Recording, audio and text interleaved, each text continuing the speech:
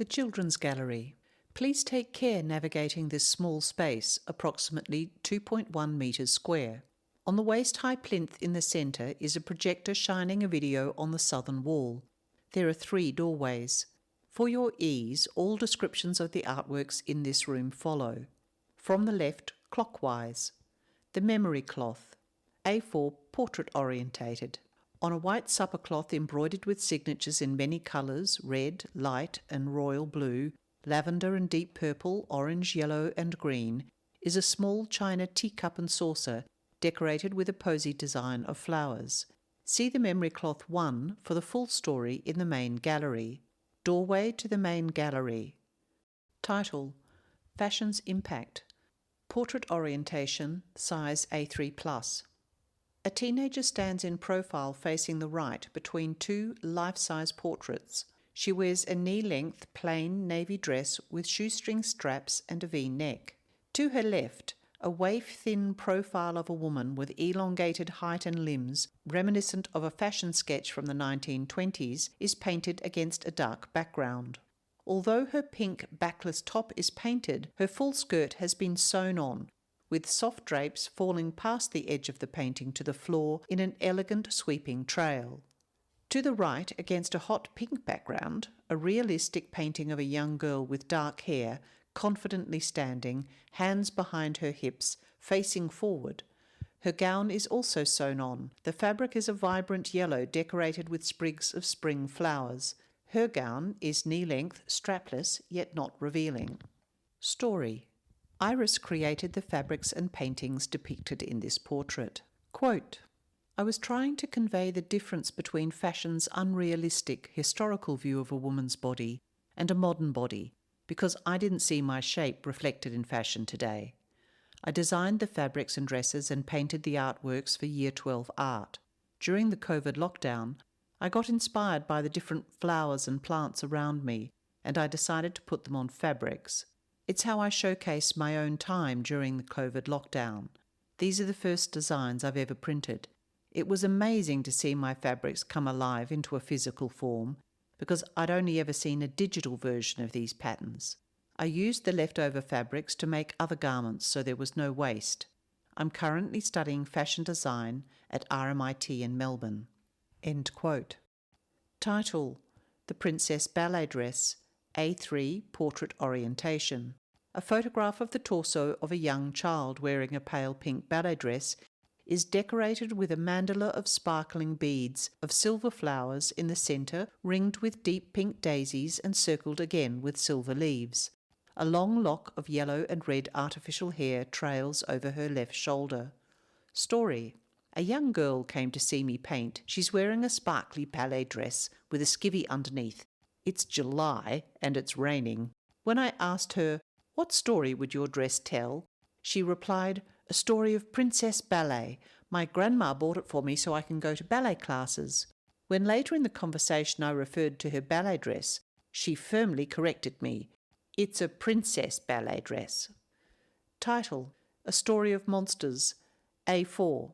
Against a background of happy orange cartoon monsters playing along a jungle path, a young boy stands with his hands over his face as if counting for a game of hide and seek. He wears a bright yellow puffer jacket with ears and eyes on the hood, paws on the pockets, stegosaurus-like scoots and a tail on the back. Story. A young boy walked through the Burnside atrium with his mother and stopped to watch me paint. When I asked him, "If your jacket could tell a story, what story would it tell?" he immediately scrunched up his shoulders, held out his hands like a T-Rex, and stomped his feet, replying, "It would tell a story of monsters." Title: Cat's Cradle. A video showing the hands of 2 small girls trying to play cat's cradle with a piece of wool. Story: Two sisters walked into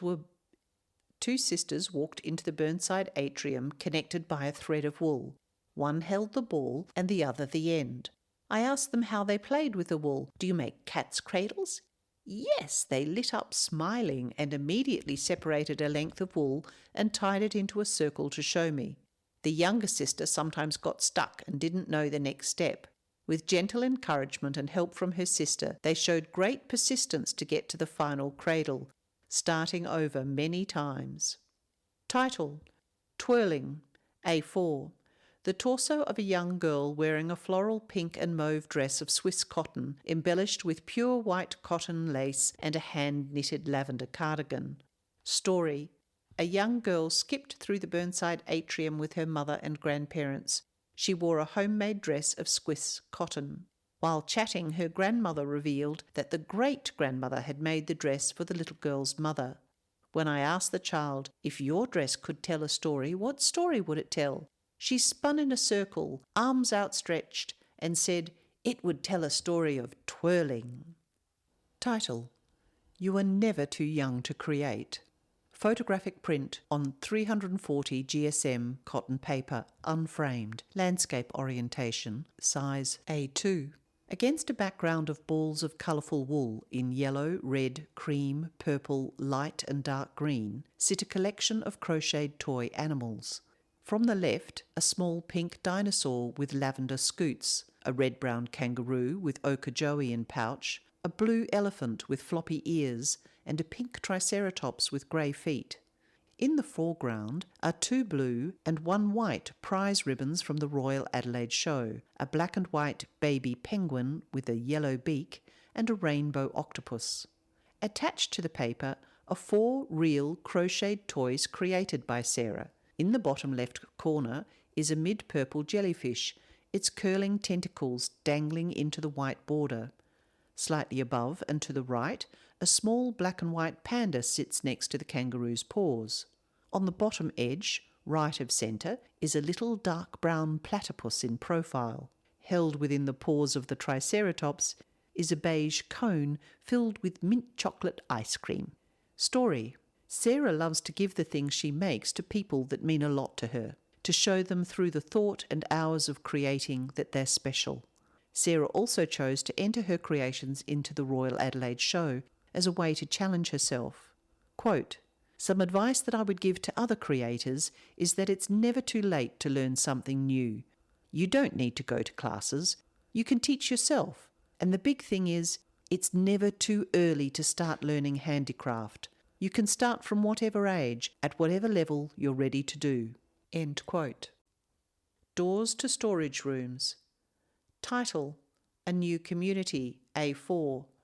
2 images of a white-haired lady sitting at a bus stop making Japanese braid. She said she was just learning to make braid and had joined the Embroiderers Guild to find a new community and keep her hands busy in retirement. Title: The Costume, A4 Landscape. In golden lion colours, this detail of a fur costume with tousled raffia mane and double row of sea blue round beads is full of contrasting textures. Story: Quote, "Like many children before me, I needed a costume, and like many other children, I turned to my grandmother. But she was special.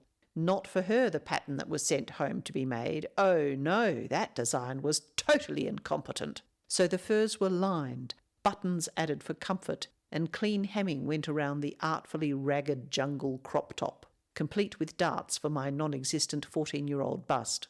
Although I was ribbed by the other school kids, I wore it and have kept it for 18 years with pride." End quote. Doorway. End of Children's Gallery.